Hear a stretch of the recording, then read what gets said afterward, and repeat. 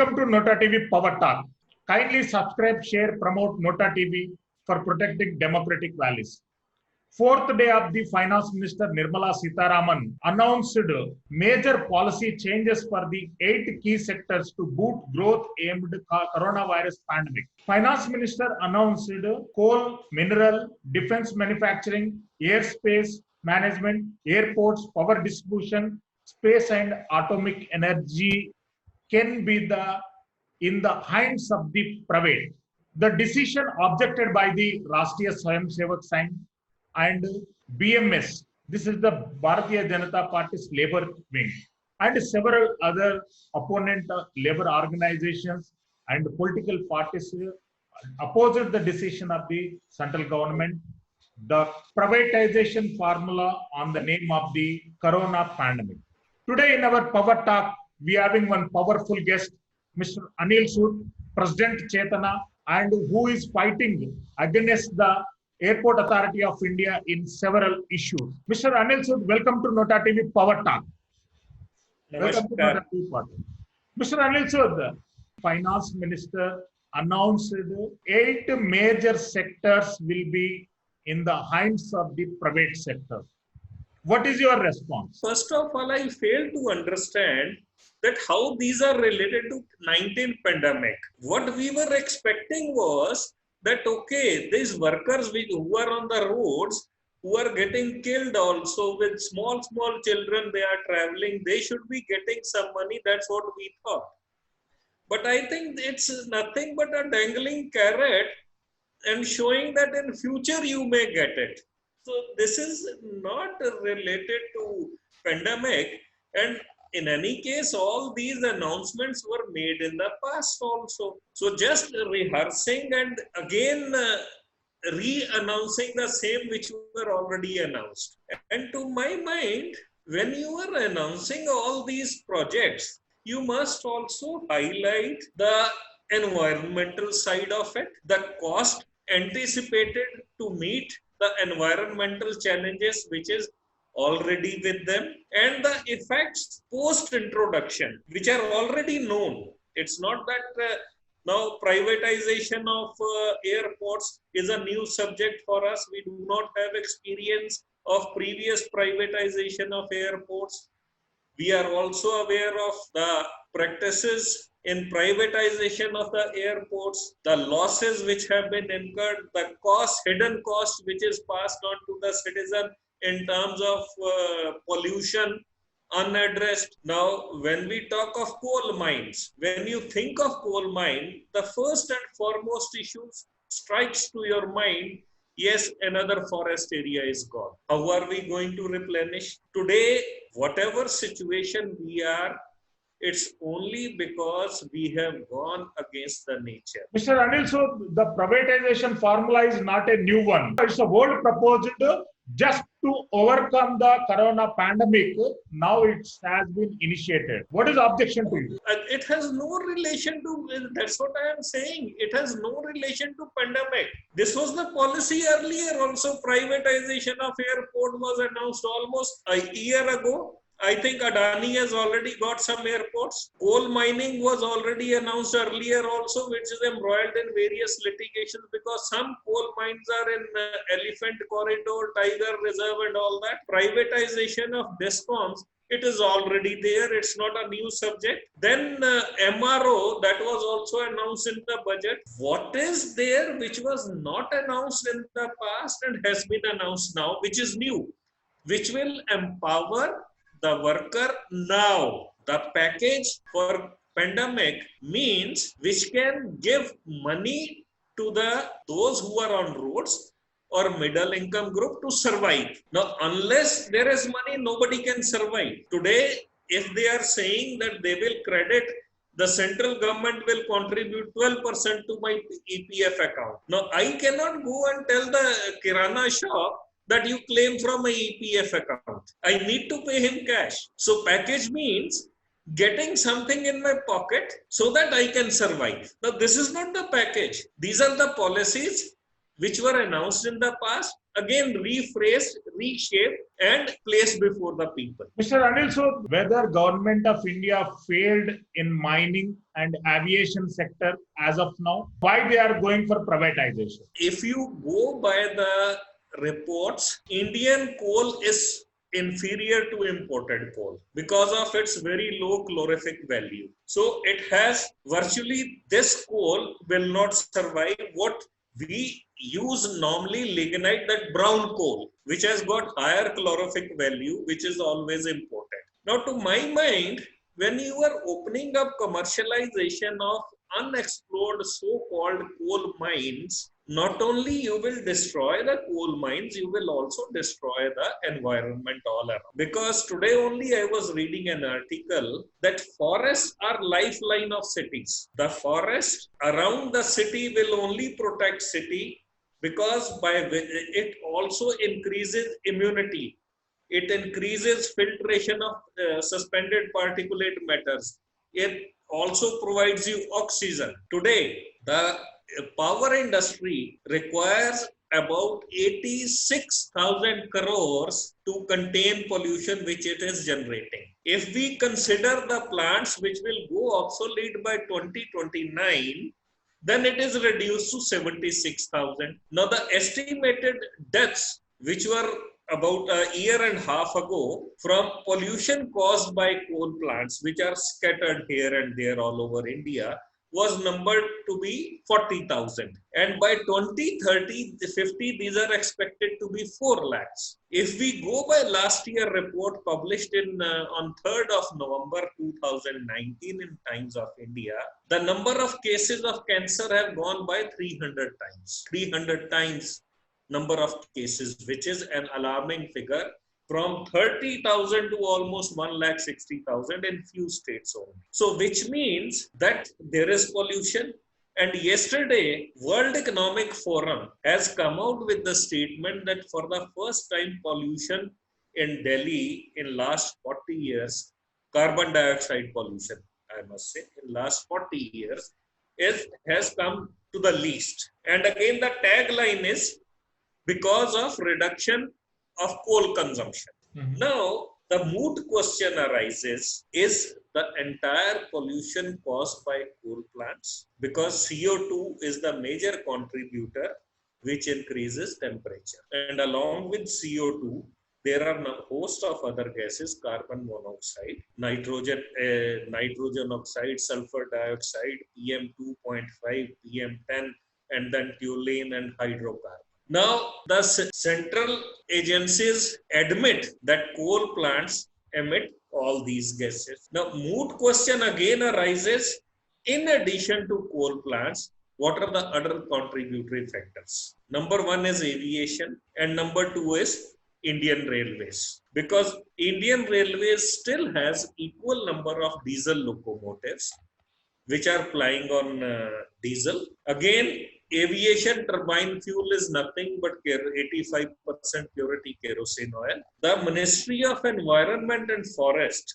has come out with manual as early as in 2010 that in the 10-kilometer radius of airport reference point, the pollution is maximum because the aircraft at the height of 1,000 feet. Now, if we calculate the pollution caused by aircrafts as per ICAO norms circulated by DGCA in 2015, on an average, 22,000 metric tons of CO2 is sprinkled over each metro on 24/7 by 365 days. Now, in 2015-2010, MOEF prepares a manual which acknowledges pollution. Now, once existence of pollution is acknowledged, then CPCB should have come out with the guidelines. CPCB till today has not come out with any of the guidelines, and they say that we have not assessed impact of gaseous emissions from aircrafts till today, nor we have notified the norms. Fair enough. You have not done it? Okay. DGCA collects information and has made the airport operator responsible for compliance. Now tell me, if you make a dacoit, a cop, what would be the result? Yeah. If you go to airports, you enter any airport. Delhi airport, you enter, they stopped announcement, this is environmental friendly airport. So to avoid noise pollution, we don't announce the flight. So you keep eye on display board. They do not realize that the kind of pollution they are generating outside the airport, they are only responsible. So whatever legal system has done and whatever bureaucracy has done, that very conveniently they have passed on every burden to the airport operator, who has no interest to do anything, no incentive to do anything, but to flout all the norms. Otherwise, where was the need for me to go to the court with the reply from Central Pollution Control Board that we do not assess the gaseous emissions from aircrafts? Now, I'll come to the other side of it. In 2018, there was a study released by Gangaram Hospital, Delhi, when they had installed an artificial lung, which became black from pink in 3 days' time. That study revealed that even a newborn child is inhaling pollution equivalent to 15 to 20 cigarettes a day. Even if I am not a smoker, still I am smoking 15 to 20 cigarettes a day. Now, when we look at coal and aviation, both are discharging all the gaseous emissions which are leading to my smoking of cigarette, 15 to 20 cigarettes. And the number of deaths, amazingly, number of deaths is huge. If we go by studies, 5 lakh every year die only because of cancer. Now, from where this cancer has come up? Why 300 times cases have gone up? Has anybody analyzed? Everybody says pollution, smoking, and sedentary lifestyle. But most of the cases which are coming up are non-smokers. So from where this all is coming? Again, the first classic blame passed on is on coal plants, then vehicles. Nobody was talking till I raised this issue. Nobody in India was talking on pollution by aircrafts, pollution by diesel locomotive. Have we learned lesson from the past? See, when you yourself are already making public that 86,000 crores of investment is required to make a coal-based power plant, which generate almost 68% of electricity in India. Today in India, 68% electricity is generated by coal-based power plants. So to make them environment friendly, you have to invest 86,000 crores, which will translate into 32 paisa to 72 paisa per unit increase in generation cost, which in turn translate to 9 to 21 paisa increase in generation tariff. And on distribution side, it will be 0.01 paisa per unit. So which is a recoverable cost. Why you are not concentrating on making these coal-based power plants first environmental friendly? You have to make these plants environment friendly. When you know your coal is inferior in comparison to imported coal, where you will sell your coal? Who will buy your coal? Because of its low calorific value. So in turn, what you are doing is you are damaging the environment, you are damaging the mines, so-called coal mines, coal blocks. So it is not win-win, it is lose-lose situation for all. Sir Anil Sood, now is a medical emergency. Corona pandemic is destructing total since last 70 years, whatever we build up. It is the urgency for privatize whatever the available sector. That's why central government. What is the urgency? Will urgency help this doing something which is not advisable? Now coal, you allot the coal mines, fair enough. There is urgency. You start mining also, where you will sell the coal, to whom you will sell the coal. So is it urgency, or are we trying to jump into a pit from where it will be difficult to come out? Again tomorrow government will come back, we have ended up in loss. So why we are getting into a situation, consequences of which are already known to us? So far as coal part is concerned. Airports, we already know the downside of privatization. DIAL has run into losses. I don't know how DIAL has run into losses. MILE has run into losses. I don't know why they have run into losses. Again, there is an investigation going on against Dial Airport Authority of India about land, which is pending. So, when there are so many controversies surrounding these privatizations, have we looked into that aspect also? The third situation, when we are talking of privatization, are we seriously thinking of fixing responsibility of compliance, which till today compliance part is not looked after by anyone? It's nobody's baby. Pollution is nobody's baby. Anil, so along with this mining and airports, another two important subjects also they are proposing for privatization. That's the defense manufacturing and atomic energy.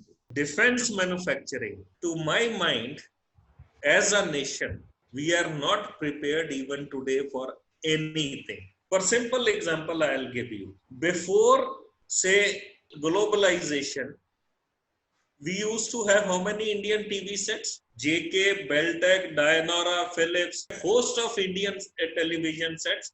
We had host of music systems made by India. Today, how many Indian manufacturers are there? They are also not manufacturing their own brands. And if at all they are manufacturing, those are sold in villages. In cities, you don't find. What is the reason? Because we did not spend on R&D, number one. Number two, we wanted to get quick gains, saying like, hit the wall, get the ball. We lacked that long-term vision. We lacked that qualitative thinking. We lack the basic spirit to respect the man on the job. What we do here, very often what I find in factories, the worker today who is on roads is not respected for his input.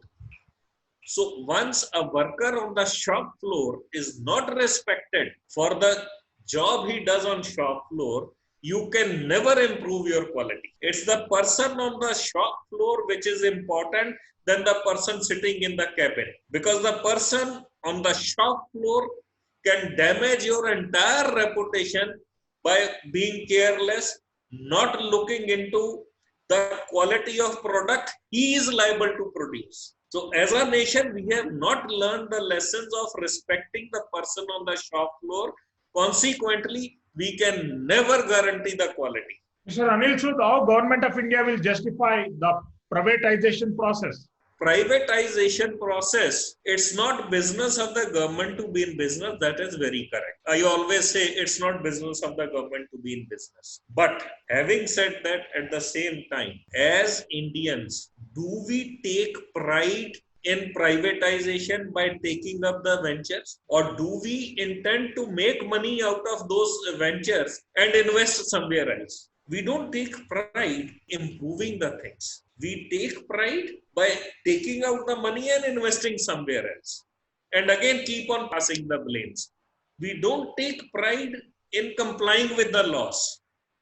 We take pride in passing on the buck. So as a nation, first of all, we have to look into our own character, whether are we nationalistic or are we commercially minded business people.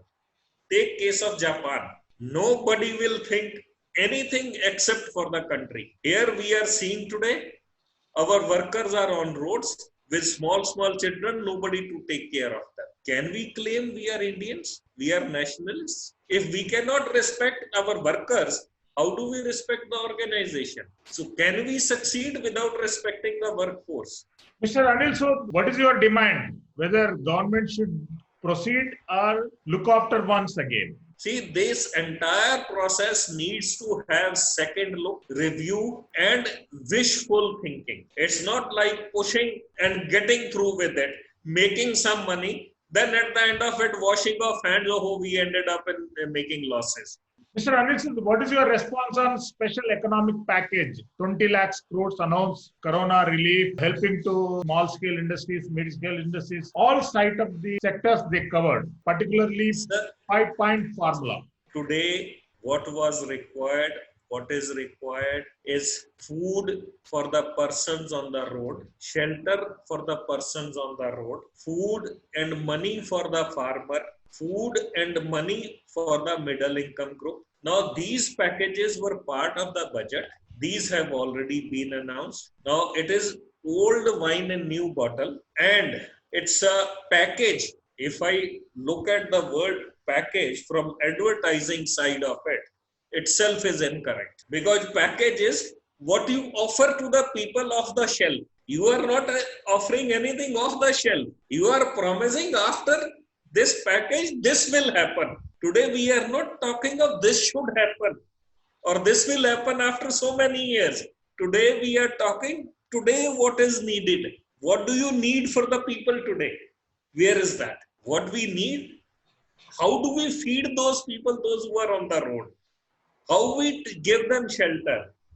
How we win their confidence that yes, we are there? That part is missing. And also power distribution also, they are proposing to send in a private sector. How it is possible?